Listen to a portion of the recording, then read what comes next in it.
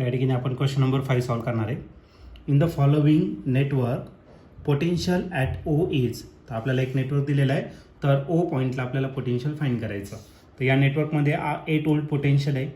इथं रेजिस्टन्स त्याचा 2 ओहमचा आहे. त्याच्यातून करंट पास होणार आहे ओकडे. त्यानंतर इकडे 4 वोल्टचा पोटेन्शियल आहे आणि 4 ओहमचा रेजिस्टन्स आहे. आणि या ब्रांचमध्ये घेतलं तर 2 वोल्टचं पोटेन्शियल आहे आणि जे रेजिस्टन्स आहे ते 2 ओहमचं आहे. ओके, तर या ओ पॉईंटला किती पोटेन्शियल असणार आहे ते आपल्याला या ठिकाणी फाईंड करायचं. तर या क्वेश्चनच्या 4 ऑप्शनपैकी पहिलं जे ऑप्शन आहे ए ते आहे 4 वोल्ट, बी ऑप्शन आहे 3 वोल्ट, सी ऑप्शन आहे 6 वोल्ट आणि लास्ट डी ऑप्शन आहे 4.8 वोल्ट. तर या 4 ऑप्शनपैकी या क्वेश्चनचा करेक्ट आन्सर काय असणार आहे. चला तर आपण याला सॉल्व करूया आणि मग डिसाईड करूया.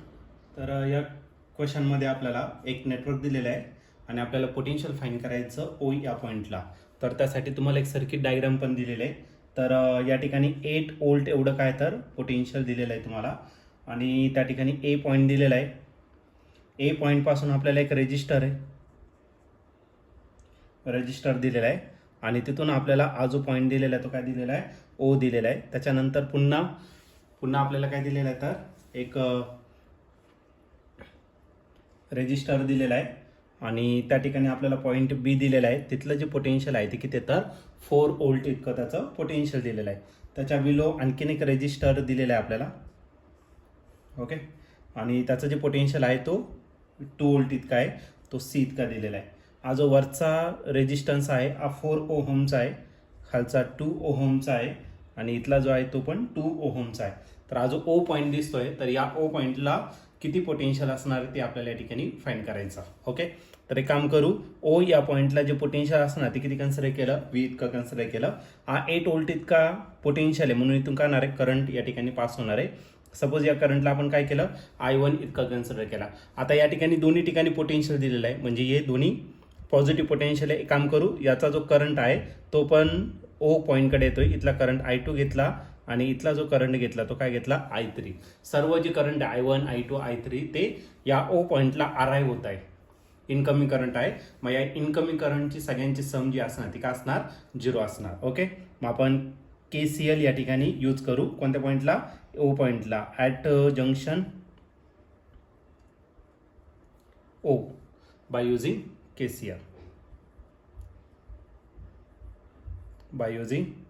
KCL. क्रिप्चॉफ्स करंट लॉ या ठिकाणी आपल्याला यूज करायचा. काय Kirchhoff's current law, the at any junction algebraic sum of all the current is equal to 0. मग हा जो करंट आहे I1 तो इनकमिंग करंट आहे, I2 तो देखील इनकमिंग करंट आहे, I3 तो पण इनकमिंग करंट आहे ओ पॉईंटला. या सगळ्यांची जी सम आहे ती किती असणार, 0 इतका असणार.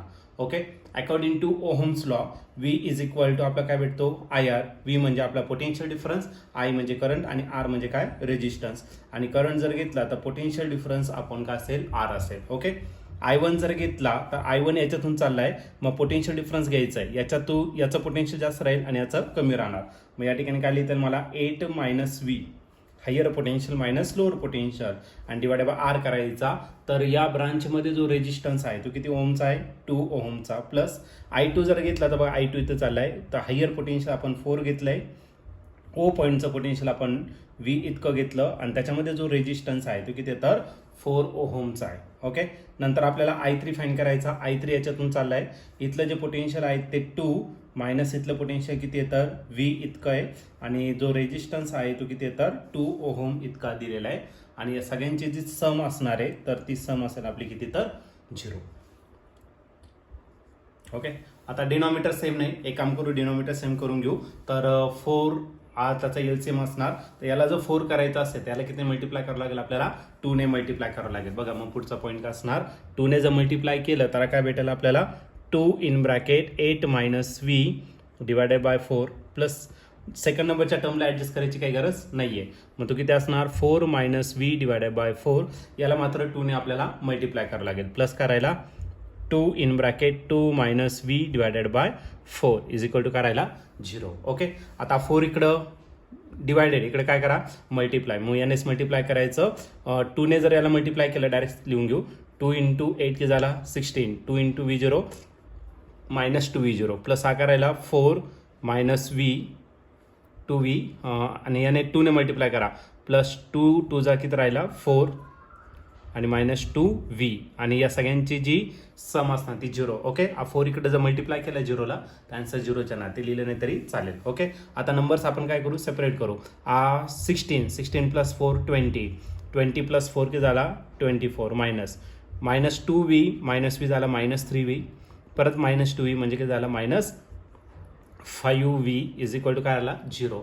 -5 राईट साईडला काय होणार प्लस म्हणजे करायला 5v is equal to 24 and v is equal to 24 divided by 5.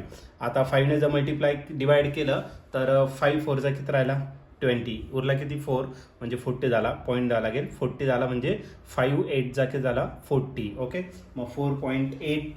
आता पोटेन्शियल मेजर करायचं. पोटेन्शियल कशामध्ये मेजर करणार ओल्टमध्ये. ओके, 4.8 ओल्ट इथंचा जर फायनल आन्सर झालं. आणि या ठिकाणी तुम्ही ऑप्शन जर बघितलं तर ऑप्शन नंबर डी जो आहे तो आपला या ठिकाणी करेक्टली मॅच झालेला आहे. मग या क्वेश्चनचं जे आन्सर असणार ते ऑप्शन डी आणि ऑप्शन डी म्हणजेच काय v इज इक्वल टू 4.8 ओल्ट इतकं.